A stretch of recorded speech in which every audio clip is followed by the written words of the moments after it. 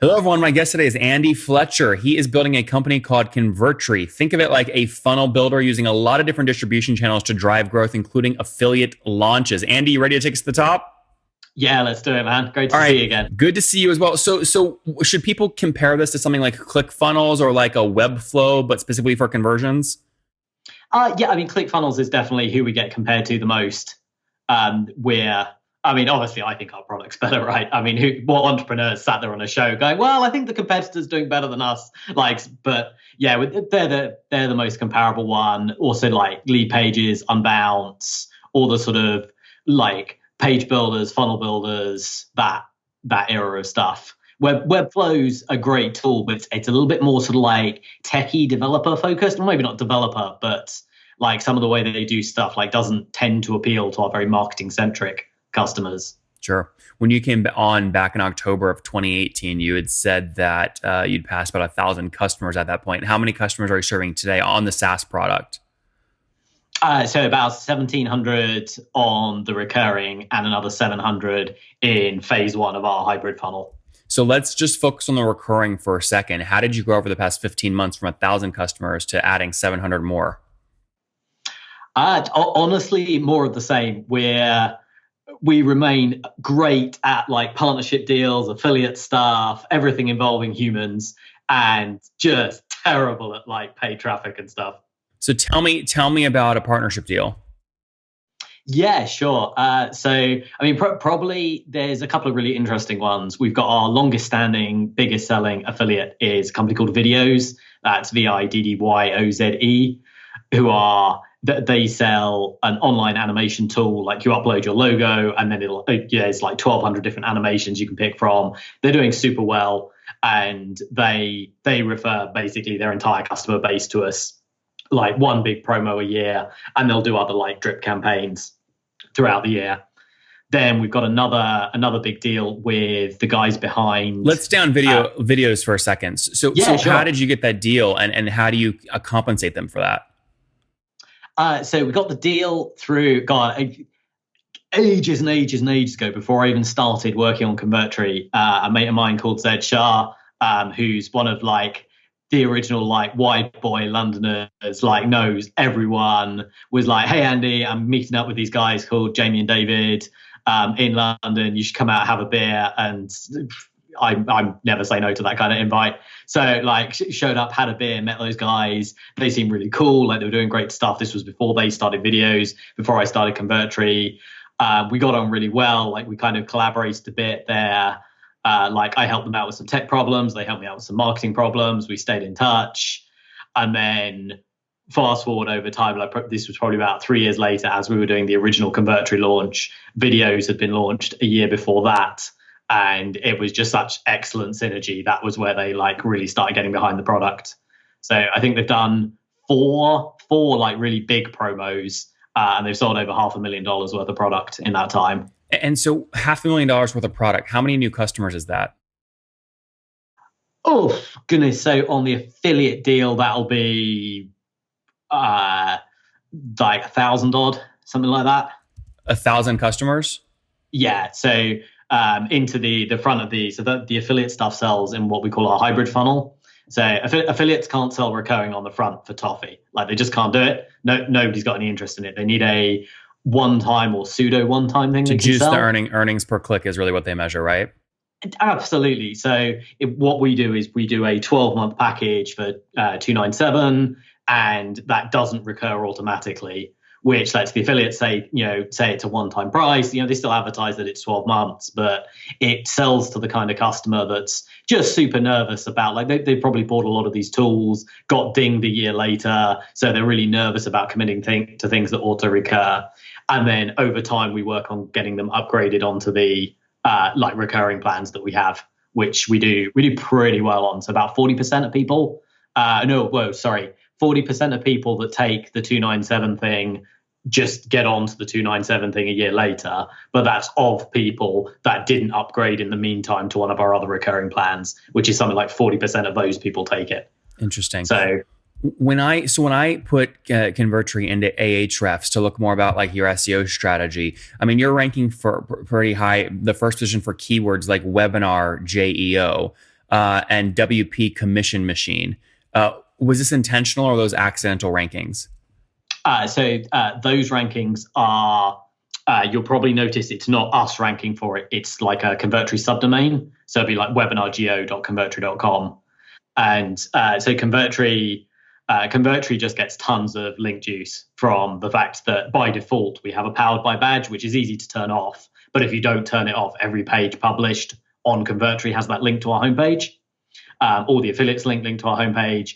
And then we seem to pick up, like the SEO theory, right, is that subdomains don't get any benefit from that main domain. That doesn't entirely seem to be true in our case, because we get those rankings for people to just register like productname.convertri.com. We've seen that outrank their own domain some of the time. Interesting. Yeah. So when I look at your domain rank, it's really high, 79 on Ahrefs. Part of that strategy is you have almost 1 million backlinks. You would credit most of those backlinks to your powered by badge when people install you. Is that accurate? I would say that and the affiliate stuff. So the affiliate link like goes to the homepage. Google's well renowned for as long as it's not a scammy affiliate program. Like they do follow those links. And so we've got a lot of people out there sharing their affiliate link. That definitely adds to it. But I'm pretty sure the bulk of it is that powered by badge doing its thing, which again flies in the face of so much like conventional SEO theory, because it's all on the same IP address, the same handful of IP addresses in our data centers, every single one of those pages. But Google seems to love it. Mm-hmm. Yeah, no, it makes a lot of sense. Okay, so that's the kind of the SEO strategy and the affiliate structure.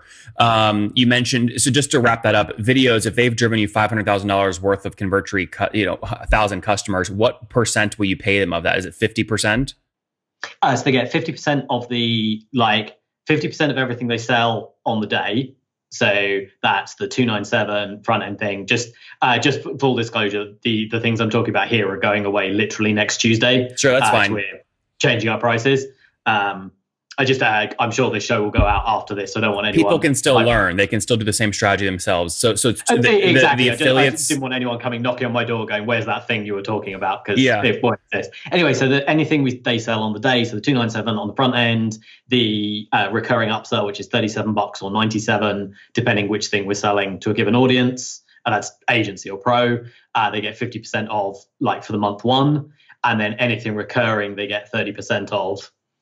If the stuff that we then sell, if we sell somebody onto a recurring plan 9 months later, or if they don't take recurring on the day and we have to sell them the plan again in 12 months time, we don't pay commission on that. That's all priced in at that point. Sure. So at a high level, anything that videos drives you and is included in the first cart checkout, like the average cart value is $297 plus $37 a month or $97 a month, they're getting 50% of, or they got 50% of. That's correct. Yeah. And then if you upsell them or if they upsell whatever, there's, up to potentially 30% paid out to that affiliate after the first month. Yeah, that's correct. In perpetuity? Yes. Interesting. That can eat your margins. So it's traded off against affiliate recruitment spend. Mm-hmm. So it works really well for us because basically the big affiliates in that kind of space will look to do one big promo for a given partner every year. And it works really well to have those recurring commissions still being paid to them like clockwork every month. Because then when you hit them up in a year's time, you're like, we remember making a load of money, want to do it again. The first thing they do is they go and see how it went. And they're like, holy shit, we're still getting paid for that. And they're just so much more likely to come and play. So what is the average customer now paying you per month? Last time you told me your ARPU was about $46. It's a good question. So we've got far more front door people now, which is $69 a month for the pro plan. We don't see many people take standard or agency, so we model it on that. And then a chunk of them are on 97 from the agency offer or 37 from the pro offer. And I honestly couldn't tell you what that averages out to.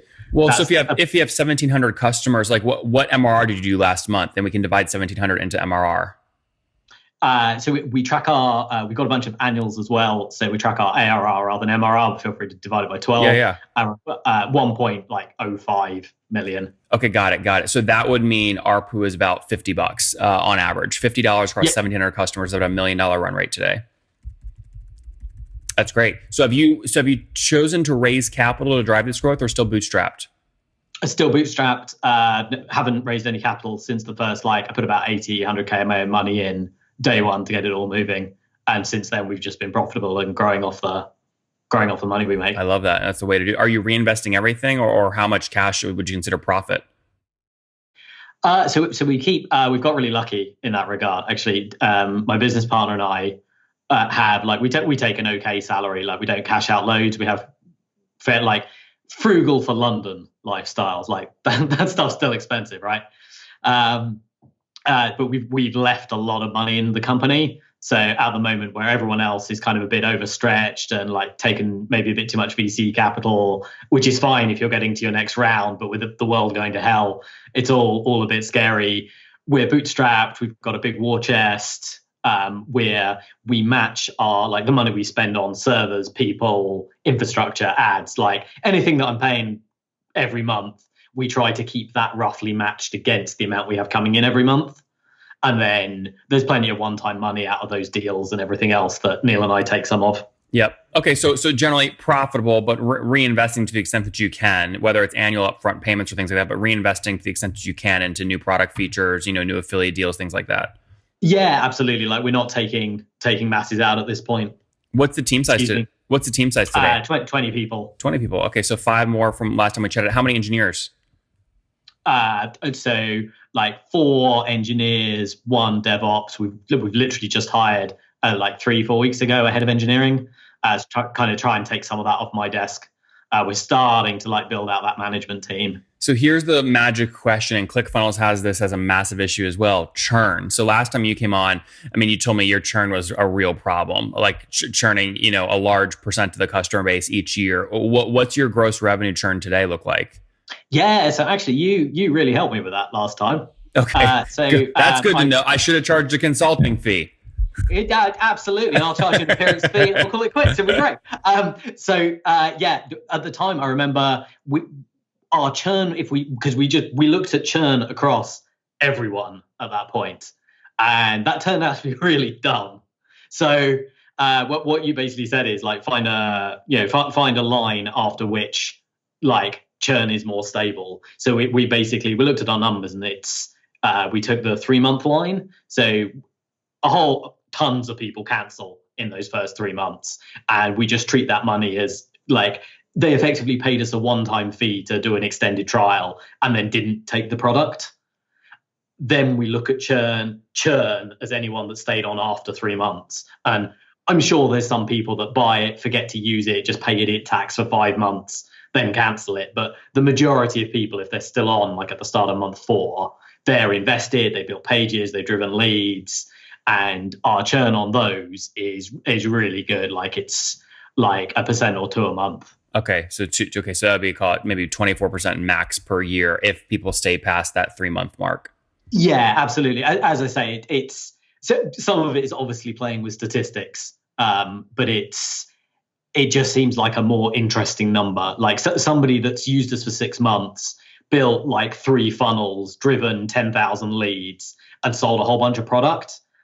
If that guy leaves, we screwed something up. Sure. Yeah. Look, this is, especially when you have a top of funnel model that relies on affiliates, you're going to have a lot of churn, and that has very little to do potentially with your product. It's just based off the quality of customers that the affiliate drove you.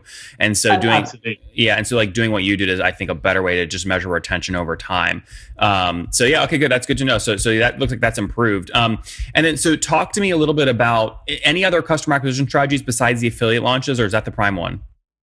This is the cool thing that's going live at the moment. We've been trialing this for the last couple of years, and we're about to roll it out with a whole bunch of different partners.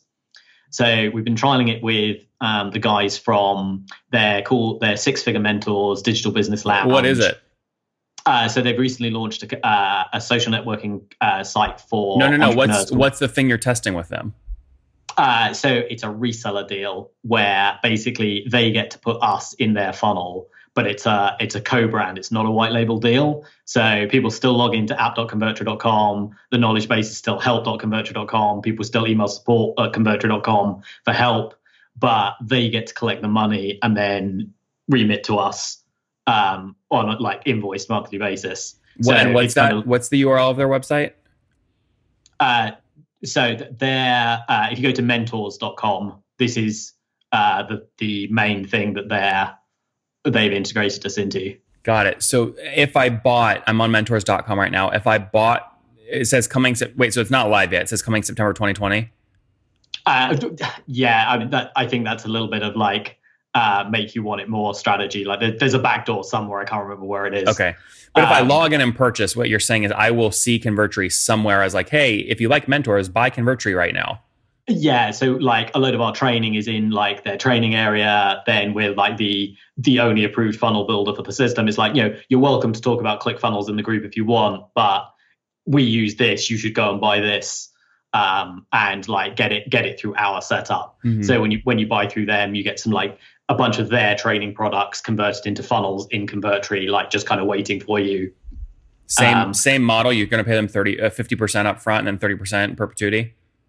That's NDA, I'm afraid. I can't tell you that. Better or worse deal than regular affiliates. I can't tell you. Sorry, I'll tell you like 98% of my numbers. That's NDA with everyone we've signed it by their request, not ours. Sorry. Yeah. I mean, I would argue probably what happened there is they got a better deal than other folks because they have a larger audience than your potential other affiliates, and the last thing you'd want is your other affiliates to start asking for a larger cut as well.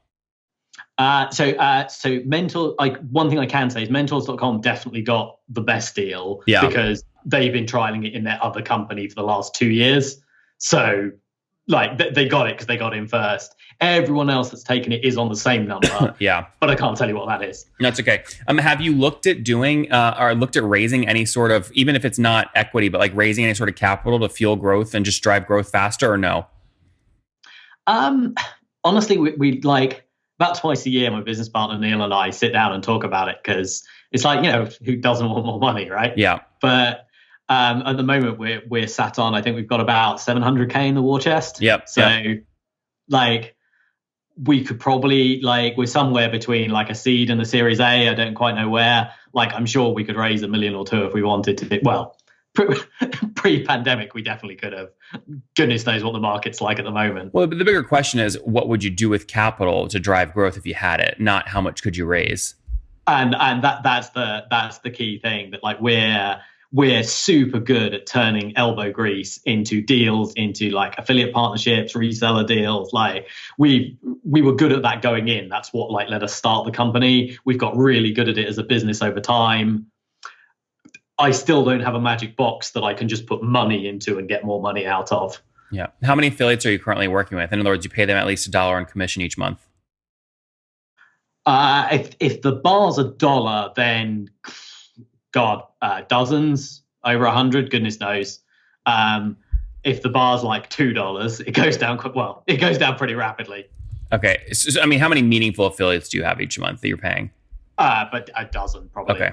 Interesting. All right, let's wrap up here, Andy, with the famous 5. Number 1, favorite business book. Favorite business book at the moment, goodness. I can't remember the name of the book. The Andrew something, the CEO of Intel, wrote like his one and only book, management book. I can't believe I hadn't read it. I read it recently. It was amazing, and I'm bummed. Like I should remember the name of that damn book. Are you talking about high output management? That's the one. Thank you. Yeah. With Andy Grove. That's so good. Number 2, is there a CEO you're following or studying? Does Jason Lemkin count? Of course, sure. Number 3, what's your favorite online tool for building your company? Jira. Number 3 or 4, how many hours of sleep do you get every night? 8 hours. That's good. And what's your situation? Married, single, kids? Long-term partner. Okay. No kiddos running around? No kiddos. All right. And how old are you? 37. Last question, Andy. What do you wish your 20-year-old self knew? Take more risks, and just I think I said this last time, even nobody knows anything. 20-year-old me was convinced that other people had it all figured out and I needed to know what they did. 37-year-old me knows we're all making this up as we go along. Guys, there you have it. So Convertri. be the guy that makes it up. There you go. Guys, there you have it. Convertri, a funnel builder. They've passed $1 million in terms of run rate, up from $500,000 just about a year and a half ago. They're also profitable and bootstrapped, $700,000 sitting in the bank. Nice war chest to work with here during the virus, obviously. Continue to be profitable. 20 people on the team, 5 engineers. Churn is down to 24% annually. They've improved that year over year. Their number one go-to-market strategy is paying affiliates. A lot of affiliate deals where they'll pay 50% upfront and then 30% in perpetuity for all those customers the affiliates close. Andy, thanks for taking us to the top. Cool. Thank you very much for having me, Nathan. You have a good day.